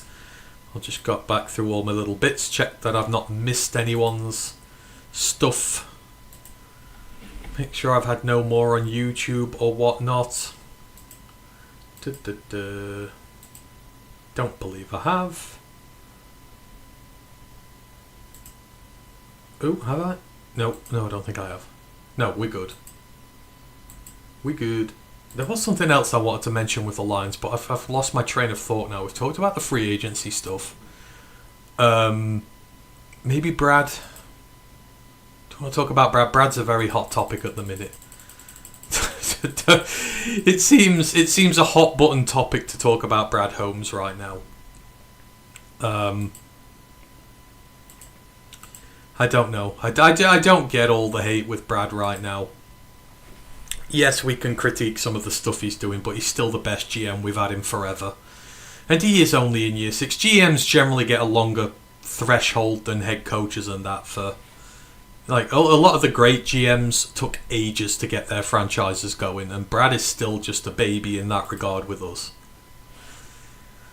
Grandeza goes, "Oh, Ant, I forgot about this guy. A guy for you to interview, an FCS guy. You might be able to interview him. He is solid." Who am I looking at? Pistons trying to get Jalen Duren 40 tonight. Oh, God. Who are they playing this evening? Again, I watched their game against the 76ers yesterday. Oh, they're playing the Grizzlies. Grizzlies are trash. In fairness, like, it was funny yesterday watching Duren because the 76ers had lost all their centres. And there was just clearly no one tall enough to deal with Duren. It's like... It felt a little bit unfair. Like, they were just throwing it to him. It's just like, oh, no one could get to his height. And, like, you're missing your entire team of centres. It's like, that's bad. The Pistons have looked out a bit. I know they lost 4 in a row. They got the Nets, who are trash. They meet the 76ers, who are missing pretty much every good player they've got on there. And then they get to face the Grizz. So they've got a nice schedule at the minute. But I'm glad for them. I hope they win. I hope they win some this year. I hope they do. Zach McKinnell of Senior Editor and Owner FCS Football Central on Sci. Oh, I will have a word with him. We were meant to be years ago. I got us an interview with FCS Nation Radio, and we were just never able to get it to fruition every time we tried. So I might try FCS Nation Radio again, but I think over the summer I'm going to do a lot more interviews and stuff whilst we get a chance. Because I keep saying it for years, and again, I'm not in a very good situation at the minute with a lot of things, including up here. So we're just going to get the draft out the way. I'm going to take a bit of downtime, try and get myself back in order, and then hopefully come the summer we can really press ahead with it and do more for the FCS and that next year, because we like to keep expanding. But the Pac-12's back next year. There's 137 odd teams. It's a lot to do. But yeah, getting guests is something I've really slacked on. But unfortunately, I can only do so much work as a free. I don't make no money off this, so you know all this I do for free for the love of it. So I will try, Grandizer, but keep sending me on Facebook. Facebook message it to me, and then I'll not forget. I keep going back to that chat for all those things. DC Smithers, other than Kyle Louis, which linebackers to look at on day 2? That's it. That's him. There are no other linebackers to look for on day 2. It is Kyle Louis or nothing. I can't tell you how much I love him. He's just absolutely fantastic. I think up until this point, he's one of the favourite draft prospects I've ever done, Kyle Louis. He's up there with Christian Haynes and guys like that. He's absolutely sensational. I think he fits this team to a T. Everything out. But if we are going to look a bit down the way, outside of him, I would take a good long look at Taurian York, the Texas A&M linebacker. Probably going to get him on day 2. I know he's sneaking up into that conversation right now, but he's like one of those big hard hitters that I really like. I think he would be a good one for us. Outside of that, to be honest, I'd be looking more into the day 3 range. I think day 2's a poor place to be for linebackers this year. You know, going for guys like on day 3, Aiden Fisher, Jack Kelly, Red Murdoch. Of course, linebackers. Eric Hunter would be my favourite one, the Morgan State linebacker, and I'm not saying that just because Gerald works there and we love Gerald, but Eric Hunter is truly special. I think I had him mocked at I had him at 180, but I would probably pick him at 151. He's the perfect prototype coverage linebacker to develop at the next level. But you would be taking him day 3 with 150 or something like that. But he'd be the one I'd take. Linebackers on day 2, I'm just not sold on at all. I don't think it's a good class. You've got some good ones at the top, and I think linebacker will probably do. But I think day 3 is the place to have value for linebackers this year. Jack Kelly, if you want more of a pass rushing outside linebacker type, but we've kind of got Barnes with that. Aiden Fisher for your middle linebacker, the Indiana captain. I love Aiden Fisher. I would certainly have him in that conversation, and I think he'd fit in quite quickly. To be fair, I don't think he'd take as much time to acclimatise. But yeah, day 2 is a bit of an either or. Maybe Elam's or the TCU linebacker, but I think he's a sort of early day 3 pick as well. I don't think you're going to see too much because obviously your top ones, Sonny Styles going to go in the first round, CJ Allen's going to go in the first round, Anthony Hill's going to go in the first round, and then outside of that it's a load of outside linebacker hybrid-y type guys. Maybe Deontay Lawson, potentially. I know Ryan really likes Deontay Lawson. But yeah, for me, day 3 is the treasure trove this year, and E40 is the guy. I love him. Again, perfect for what we want. All good except snacks. Oh yeah, draft snacks. Or game snacks. Need to do that. And yes, Zach McKinnell, he and Coach Gerald were credited telling PPP about Jalen Coker before he was the buzz in the draft. Fair enough. Fair enough. Brad is working hard. I think he is. Brad is. I still love Brad. And, I think he's taking his time with this. I just think there's a phrase I like to use in life. He who shouts the loudest has the least to say. And at the minute, all the massive Brad naysayers who've been after him for years, they're the ones who are shouting the loudest. But because they're shouting the loudest, people take more notice and they stir up the masses a bit. And I think, I'm not naming names, but you know who they are. The ones who've just, for the last 2 or 3 years, and they just want to tell you that they're the first guys who knew that Brad was a fraud or whatever was like this. And because they're just talking about it all the time, people hear them the most. But I think overall Brad's still doing a tremendous job. He's got some deficiencies, but name me a GM in the league who doesn't have a deficiency. They do not exist. Attila goes, I want 2 linebackers, Anthony Hill Jr., draft capital to get another early second round, and land a Barton background, and he can also play tight end in a pinch or special teams. I believe they are trying to convert him to tight end. Lander's quite big. I don't like really tall linebackers. Like Eric Hunter's 6'4". That's the top end of the scale. I don't like my linebackers 6'4 plus. Too tall, too hard to get underneath guys, leverage issues, and everything, exceptions to every rule, but the rule of thumb for me is I'm not too keen on the slightly bigger ones, but he's been a big part on that Utah defense for years, and you'd never put it past a Utah defender to make it good in the NFL, so I can buy that. Anthony Hill would be fun. Anthony Hill would be very fun, but I just worry that having Barnes on the roster, like if you want to cut Barnes and get Anthony Hill, fine. I just don't see how the two of them fit on the field at the same time. And you're going to spend a very high pick on him. I would have to wait to see how that worked. Unless the Lions want to work a 3-4 and use Anthony Hill Jr. to pin the ears back, then I could get behind it. So maybe some schematical changes will work with it. But I do like him. And how is the cost of living in your area? Cost of living's cheap as chips up here. I'm in the north. I'm well away from London. It's cheap. I've got a 2-bedroom flat I rent out for £600 a month here, with a perfect view over the valley. But it's dark outside and you can't see it right now. It is cheap as chips over here. You don't need much to survive. It's pretty decent. Obviously, you pay decent, but if you're earning like 30-40 grand a year here, you're living like a king. If you don't have kids like me, I don't have kids, so I can probably work with less, but no, overall, up north, cost of living's usually quite cheap, which is why I'm being able to survive without a job at the minute, because I've saved enough to survive. Won't be able to forever, but if it was in London, I'd be gone already, so... But the cost of living's not too bad.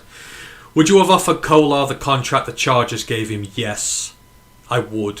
Because I believed Charlie Kolar's not been able to excel as a tight end one because he's been stuck behind Mark Andrews and Isaiah Lively. I think he has way more upside than his stats show.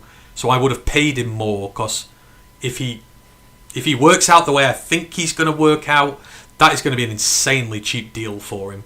Even though it's still quite a bit of money, I still think it's going to be very cheap with his upside. So I'd have done it in a heartbeat. But again, we're kind of in the area where we can't really give out those deals. So been a bit of a hypocrite as well. So, but yeah, I would have taken that deal in a heartbeat. 100%. Red Murdoch's going to surprise people. Hey, these Buffalo linebackers, man, there's something in the system. And the Lions seem to like them. Sean Dolak, last year, we were God, why am I forgetting my words here? We were linked to him a lot. Red's going to be no different this year. But as I said on the college pod, the name you want to keep an eye out on day 3 for your corner is the Fresno State corner. The one with like the best name in the world. Hang on, and I need to find it now. Alzillian Hamilton, the Fresno State cornerback. The Lions interviewed him at the American Bowl, and then the Lions were one of only half the league to go and see him at his pro day, because Fresno State doesn't have many draft prospects this year. Only 16 teams turned up, but Alzillian had 8 interceptions, 26 pass breakups, couple of forced fumbles. He's got good size to him as well. Watch the highlights from his pro day. This kid moves. I've no doubt they're in the market for a day 3 corner this year. I think Alzillian could be up there. They've interviewed him multiple times now, and they've gone to see his pro day, so that's always quite telling. Whether he's a late day 3 pick or whether he's a UDFA, I don't know. Yeah, he's a name to keep an eye out for your corners, and that no one will talk about. Kolar got the bag. Yes, he did. Eric Hunter, current NFL player comparison pro comp. Ooh, that's good. Who would I put him in there with? I would say he is I want to say, given his height and build, he is quite similar to another guy I loved a couple of years back. So Diane Henley, the Chargers linebacker, the coverage linebacker I so desperately wanted out of Washington State. I would say he's quite similar to him. He's long, he's rangy, he's really athletic, got a ton of collegiate snaps behind him. Big leader on the field, but it's just his range is crazy. And he's probably a little bit more... He's maybe a little bit more of a middle linebacker type than sort of Diane Henley, who does a little bit on the outside and bits like that. He's probably more an athletic coverage corner. But I think E40 can be trained in that mould. And he's much better when it comes to his run defense as well. So I would say he's kind of quite similar to Diane Henley. That's why I like him so much. Again, it's just, you train him properly, he is rapid, and he can cover the middle, he can cover sideline to sideline so quick. But he's also a specialist at blitzing the A-gap, Eric Hunter is, and we've had trouble with that in recent years. The linebackers sort of really, and taking on linemen himself, like it's not just he's hitting gaps made by the D tackles, they'll bring him up to the defensive line, and he'll like take on a center or a guard on his own, and make runs, make negative plays against the run. But it's his coverage skills I'm quite impressed with. So I'd say Diane Henley is a good alternative. Because Diane Henley's been great for the Chargers. Everything I thought, I would loved him to have been a Lion. Of Monroe, Freeland, Lomo and Proctor are all available at 17. Who do you select? Freeland. And I'm not as big on Freeland as the rest of them are. I just think Lomo I'm not 100% sold on, and Proctor I'm really not sold on. But Munro Freeling's not going to be there at 17. The chatter on him is that he will be gone at 6 to the Browns. There's not much market for left tackles this year. He has played left tackle. He's not played many games, but he's a left tackle. Whereas Mauagoa and guys like that at the top are right tackles. Farno's a right tackle. And to be honest, I'd rather Freeland go early so Farno can fall. Farno's my dream at 17. He's just another version of Penne, pretty much. In terms of how quick he can get out his stance in the run game stuff. We need a guy who can get up to the second level quick, who's athletic as hell, and is just a dominant run blocker. He's good in pass pro as well. Farno is the dream. And his arms are not as short as they said they were. The combine has been pinged for deliberately making short arm measurements of people. And his wingspan's huge anyhow. It doesn't matter about his arms, the wingspan's good. As long as you've got the wingspan, it doesn't matter about your arm length. And his wingspan is huge. So yeah, Farno will be the guy. But out of those three, it would be Freeling, then it would be Lomo, then it would be Proctor. I really, really do not want Caden Proctor on this team. Joe Royer, Tanakoziel, Marlon Klein or Sam Roush for the Lions. Tanakoziel. Mind you, saying that, they've just bought in Conklin. Conklin's going to be the second receiving tight end after Sam. So maybe they'll go more of a blocking guy, which would be Sam Roush. Personally, my favourite is Tanakoziel. I think Tanakoziel's one hell of a receiver. And plus, Conklin's here for a year, so actually it makes sense to get Tanakoziel in. Give him a year sort of doing the blocking stuff, giving him a few reps, and then this time next year when Conklin leaves, you promote Koziel to your tight end 2. So I think Tanakoziel's first. Then probably Roush. He's like 265 and moves like a ballerina. He's got loads of work to do, but in terms of having the frame and the athleticism and stuff, he would probably fit us best in terms of what we need now. Roush would. Then it would be Royer, then Klein. Nothing against Marlon Klein, but those other three guys are better. So that's what we've got there. Surprised we didn't go after Will Dissly if we wanted a Chargers tight end. Dissly probably would have cost more than what... in fact, I've not even seen what the contract is so far, so I can't really make sense of that. So I can't really say that. I know someone did ask about Larry Borum, the contract. I think I missed that. Whoever asked that, I apologise. It's not been disclosed to this point.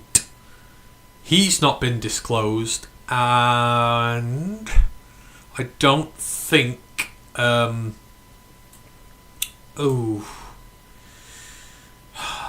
Tampa corner, Isian. I don't think Isian's has been released yet either. He's not. Yeah, they've been quiet with ours. I'm assuming with the Borum one, they just didn't want to release it because everyone the blowback they got for signing him. But no, they've not released it yet, so we don't know about Borum yet. Also, Grandizer, you could help with this. I've seen 4 years of Larry Borum in Chicago, and he was absolutely atrocious.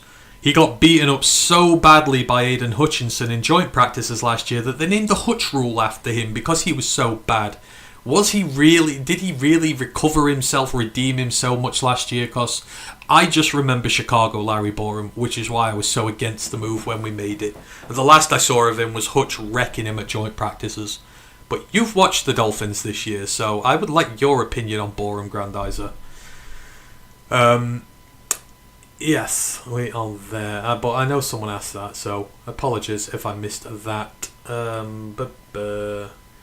What did we miss? Surprise! Oh no, we've done that. Updated list of who the Lions have visited, met with. In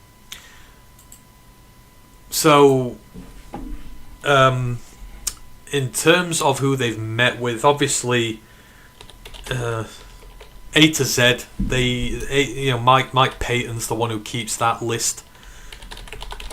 And draft prospect visits. It's been tough so far to work out their pro day ambitions because the Lions never send like positional coaches or most of their staff to pro days. It's very rare, so it's really tough to figure out who they're looking at.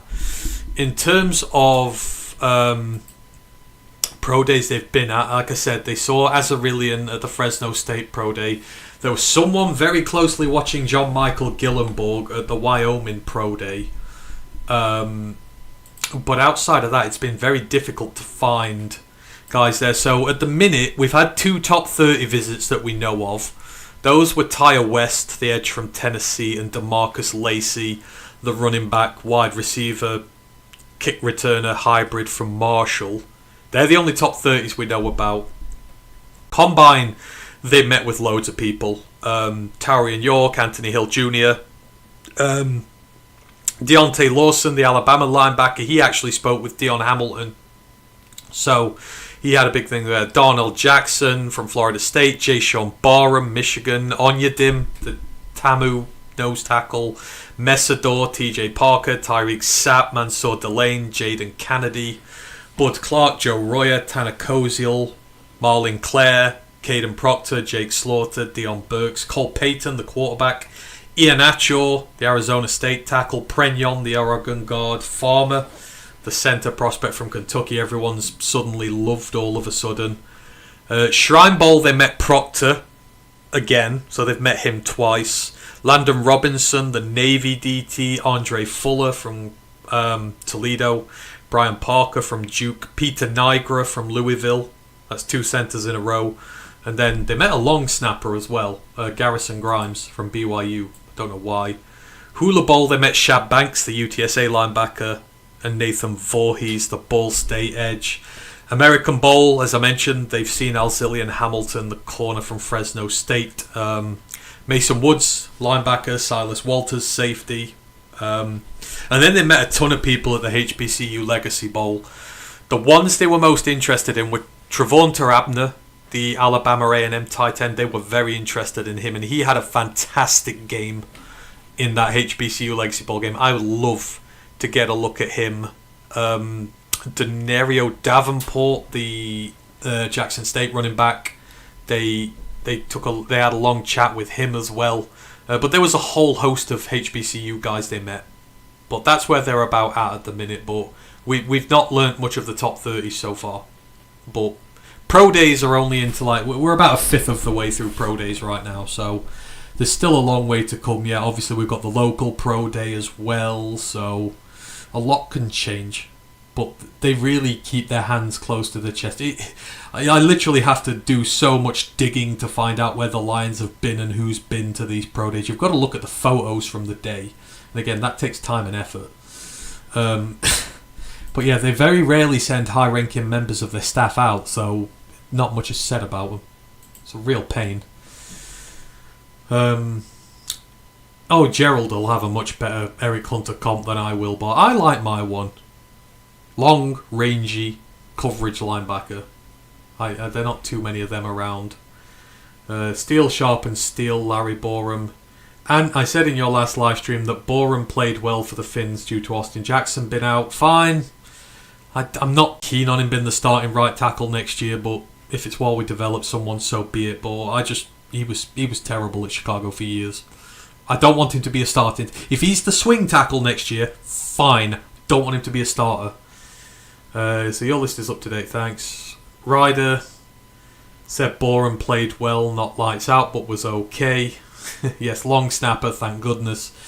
I don't think... I say Scott Daly. I don't think Hogan Hatton's job's in any danger. Probably just doing due diligence and whatnot. I don't know what his contract situation is. And for what it's worth, of the recent O-line free agents the Finns have signed under McDaniel, Borum was a nice surprise, and Miami missed on a lot of those guys they bought in. Yes, they did. Attila goes, AirTags work for tracking. They do. Unfortunately, I have to use X for my stuff, so it's... But we try. I try my best. Like I say, I found them at Wyoming. Oh, actually, they've been to Missouri State as well. We talked to a Missouri State linebacker. I can't remember his name offhand, but as far as I'm aware, we were one of only 3 teams there for that one. Let me go into Discord. I put all our stuff. You should just follow me in Discord.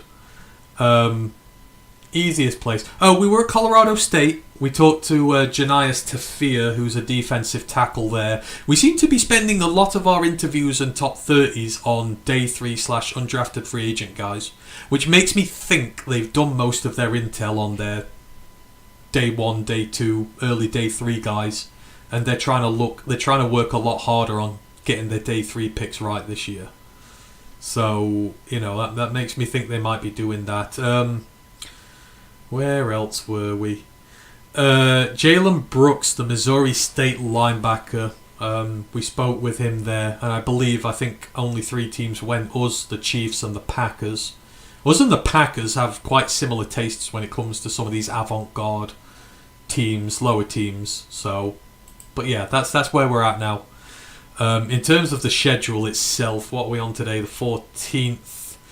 There were none today. No, we're on the 13th. Or we've just gone into 13th. It was Arkansas and Georgia Tech today. So I know they've interviewed Haynes King a lot. He's the only quarterback we've really been after. So I would be interested. And also Arkansas is the home of the running back, Mike Washington Jr. So he did his pro day today. All 32 teams were represented, so we were at Georgia Tech, so I will have to find out who specifically was there, but don't you worry, I will find out. And I assume we'd have been at Arkansas as well, so Mike Washington Jr. is one of the hottest commodities in the draft cycle right now, so I think everyone's going to have their eyes. And he's potentially running back. In fact, I don't think there's a potential about it. I think he's running back 2 in this draft now. I'm convinced he'll go before Jadarian Price, who is completely overrated. Yeah, we'll have a look through those in a little bit. I am 10 minutes from the Allen Park facilities. There you go. Imagine the area scouts live all over the country, so you'd have to track down all the area scouts and track over the country and then get them pinged.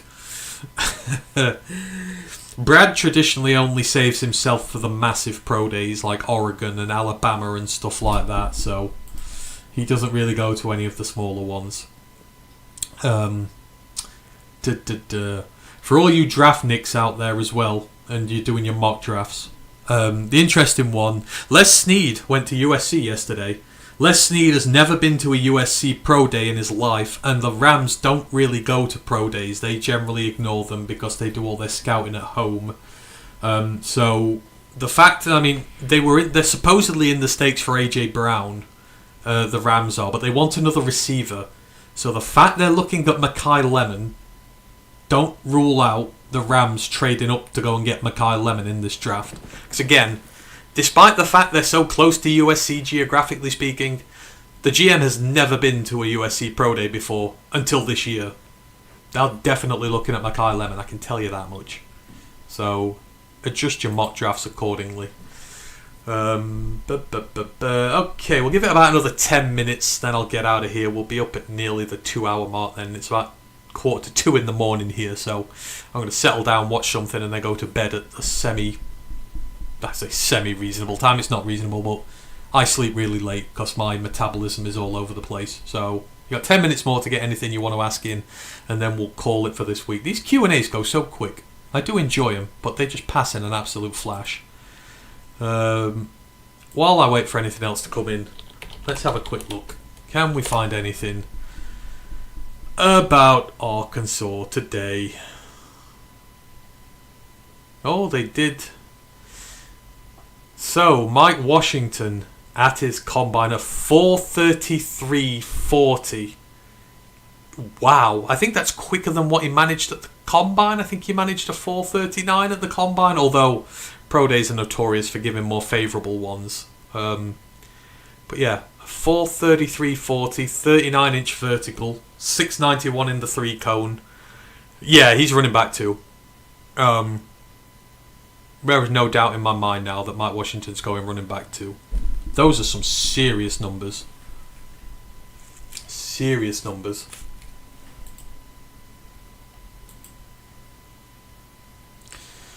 No more signings for the Lions.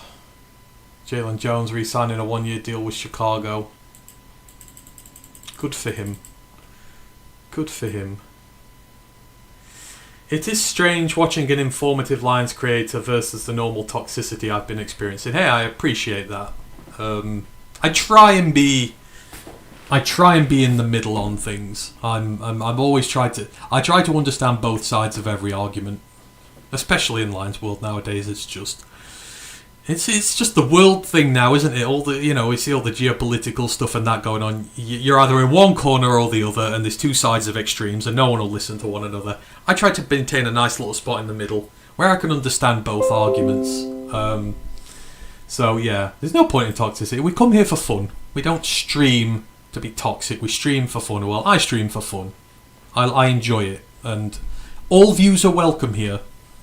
If you want to challenge me on my views, then do it. As long as they're researched and nuanced, I do not mind whatsoever, and I will always respect them. So, yeah, it's just not a nice thing at the minute. So, I try and make this as neutral as possible so that everyone feels involved with it. Jamari Taylor in the 6th, I wouldn't say no to that. I really like Jamari Taylor. And he spent most of his career in the HBCUs at North Carolina Central, but I watched Jamari Taylor absolutely obliterate us, NC State, last year.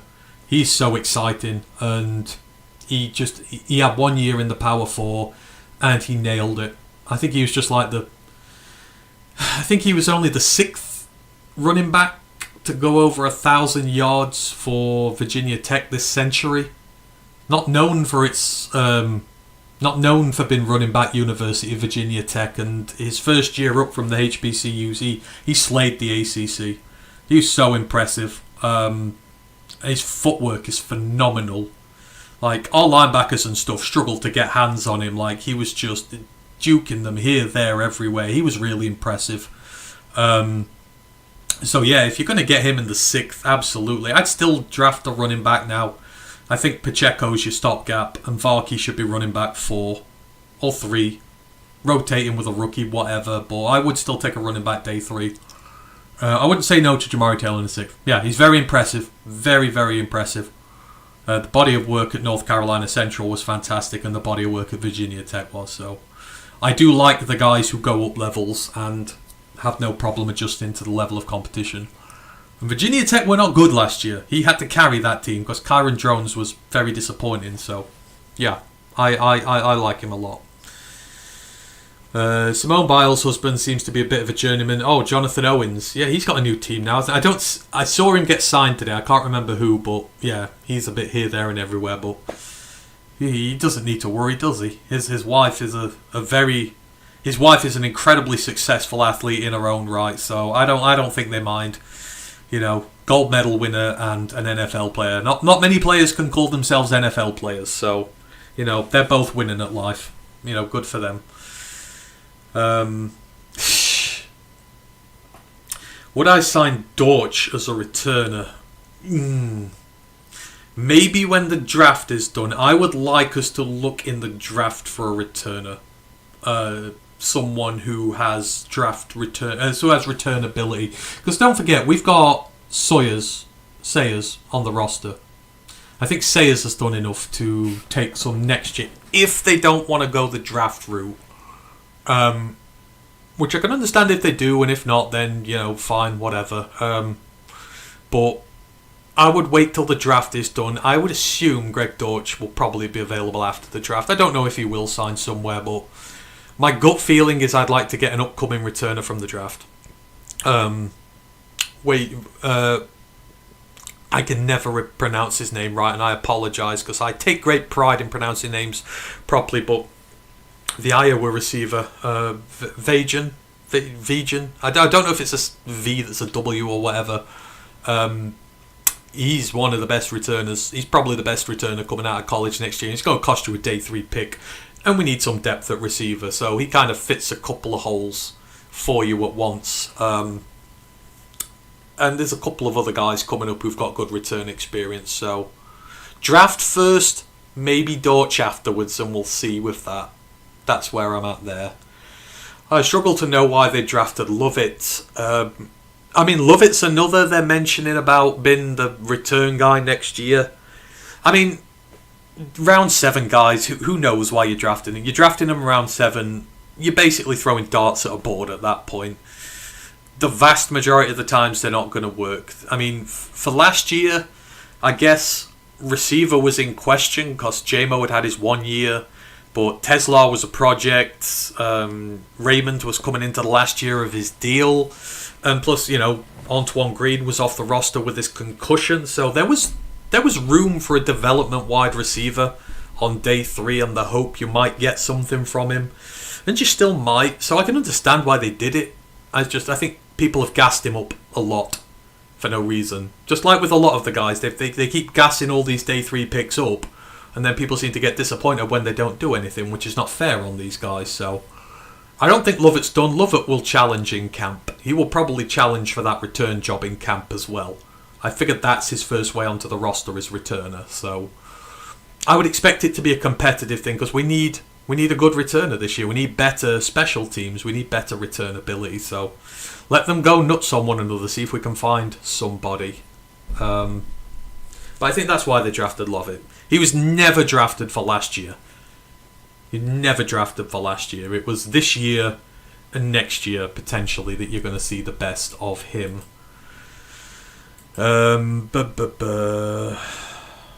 Just check we're not missing any more Lions news or anything. Don't think we've made any more signings. Nope, we're good. Pistons are smacking the Grizzlies, which is fun. Duran got a 30-point game, which will do. 30 points is enough. We'll take that. We'll take that. Cade not having to do all the major scoring at the minute's big for them. TL, looks like the Grizzlies are banged up as well. We just seem to get this really good run where we're playing teams without all their best players. I'll not say no. It's win 48 for them this year. It's the Red Wings we need to be concerned about. The Red Wings are March, man. They're just not a match made in heaven whatsoever. They seem to hate one another. They do. Right.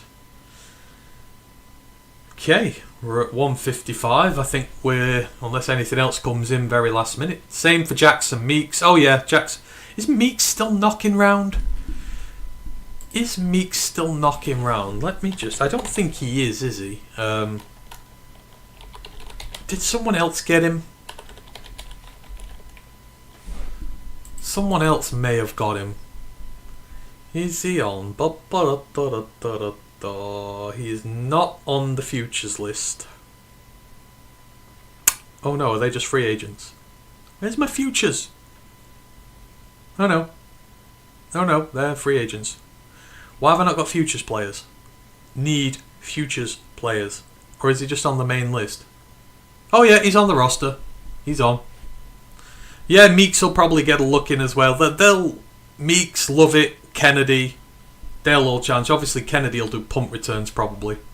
Or kick returns, whichever. He was doing one phase of them, but yeah, I would expect him to have a good fight for the return position this year, because not all these guys are going to make the roster, so I would put a draft pick in there as well, because you've got like 5 picks in round 6 and 7. You can afford one of those on a decent returner. You can afford one of those on there. But yeah, Meeks will probably get a shot as well. I like Jackson Meeks. He showed out in preseason. If he shows out in preseason again, he should definitely get a shot at the roster because he's earned it. He has 100% earned it. Yeah, he's on a futures. They're on the 90 now. We don't have futures yet, so it's the roster's done as the 90-man roster. So they're all just classed as on the roster right now. Oh yeah, Caden Wetchen. He's that other Marcus Lacey. That's a tough one. I usually have a soft spot for Marshall draft projects. So I'd always figure to go in one of their directions. But see, the problem with Vetchen is like the sheer lack of production as a receiver in his time. I don't like receivers who've not had that much. And I know it's Iowa and that, but they've had a good, Gronowski was a good, solid quarterback this year. And the production still wasn't fully there. That's why I can't find him. The production wasn't still there, so... But I feel like he is the better returner of the two. And DeMarcus Lacey, I guess we're kind of tired of guys who can do sort of a little bit here and there. 6 foot 187 for Lacey. His receiving... Yeah, he's more of a receiver. He was a good receiver this year. So he's got 1,361 yards, but 774 this year. He's had a good year with Marshall. Caden's had 204 receiving yards over the last 3 years. Got 158 this year. It's just very much been... He has only been a returner.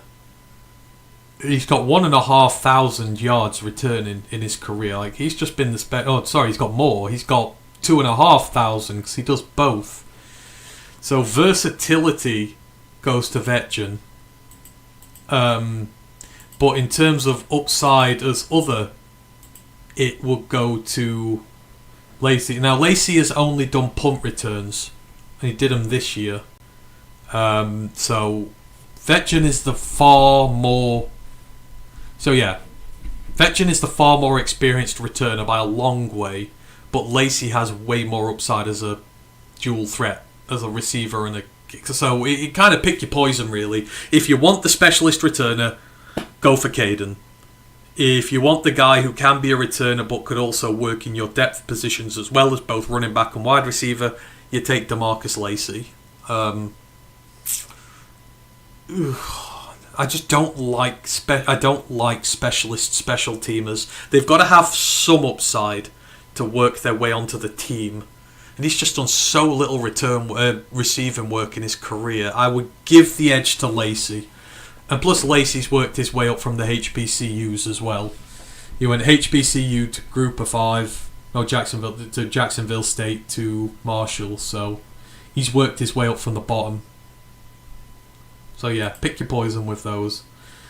Take care and have a good weekend. Cheers. Sub-like please. Yeah, I think we're going to call it there. We're literally just hit the 2-hour mark. So once again, thank you to everyone who has joined in on this Friday night / Saturday morning Q&A. I appreciate the hell out of you all. It's been fun for me. I've had a rough few days, so it's been nice to chat with you all and keep my spirits going and enjoy it. So have a fantastic weekend, everyone. I think you will next see us on Monday. We'll be doing more draft projects, so more draft prospects.